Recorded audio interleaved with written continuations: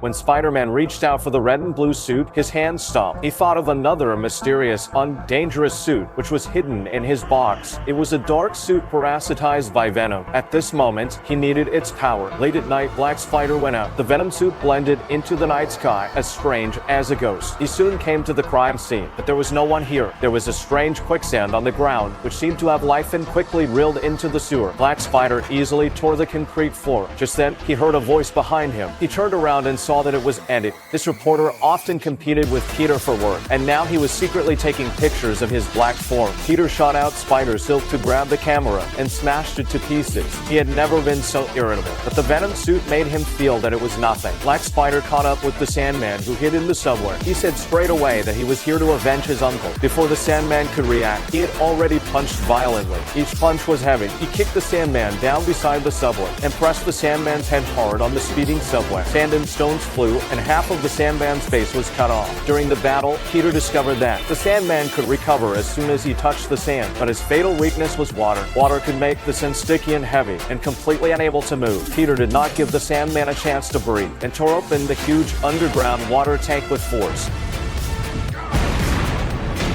Under the impact of the strong water flow, the Sandman completely collapsed, turned into a pool of mud, and scattered all over the ground. Looking at the scene, the Black Spider said coldly, "The enemy has been eliminated," but Peter's face was still murderous. He was no longer the boy next door with a low brow, but a fierce avenger. After returning home, he yelled at the landlord who was asking for rent. He would never do this in the past. On the other side, Harry, who had lost his memory, invited Miss Jane to visit him at the villa. He remembered that Miss Jane was his girlfriend in high school. The two had a lot of fun, but Jane rejected his second courtship. Obviously, she was still thinking about Peter. The lost Harry looked at the luxurious villa and felt very depressed. He was a rich second generation with a lot of money, but he was not as good as a poor boy. Jealousy ignited his memory, and he remembered the hatred he had in the past, and remembered that the murderer of his father was Peter. After his memory was restored, Harry Ray planned his revenge plan. This time, he not only wanted to kill people, but also to destroy their hearts.